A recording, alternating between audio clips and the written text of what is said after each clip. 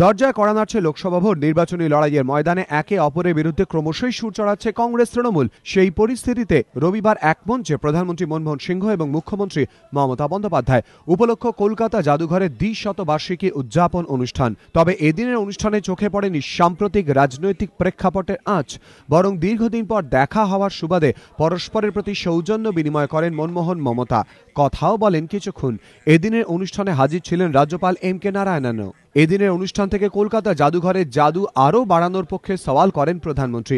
তিনি বলেন, জাদুঘরের জাদু এবং বিস্ময় আরও বাড়িয়ে তোলাই চ্যালেঞ্জ, যাতে 200 বছর পরও জাদুঘরের আকর্ষণে এতটুকু ভাঁটা না পড়ে। The Indian Museum is known popularly as Jadughar. The word Jadu represents both magic as well as wonder. Will enable the museum to remain relevant for the next 200 years. জাদুঘরের উন্নয়নের জন্য মিউজিওলজির মতো বিষয় সম্পর্কে পড়ুয়াদের সচেতন করার পক্ষেও এদিন সওয়াল করেছেন প্রধানমন্ত্রী। তার মতে এই বিষয়ে কলকাতা জাদুঘর কর্তৃপক্ষ অগ্রগণ্য ভূমিকা নিতে পারে। জাদুঘরের দ্বিশতবার্ষিকী উদযাপন অনুষ্ঠান থেকেই জেলা স্তরের সংগ্রহশালা তৈরির কথা ঘোষণা করেন মুখ্যমন্ত্রী। তিনি জানিয়েছেন, এই জন্য 166টি জায়গা চিহ্নিত করা হয়েছে।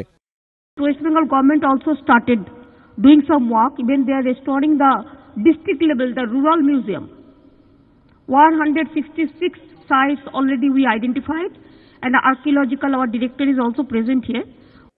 রবিবার প্রধানমন্ত্রী হিসেবে শেষবারের মতো কলকাতার কোনো অনুষ্ঠানে সামিল হলেন মনমোহন। অনুষ্ঠানের কিছুক্ষণ পরই কলকাতা থেকে রওনা দেন তিনি।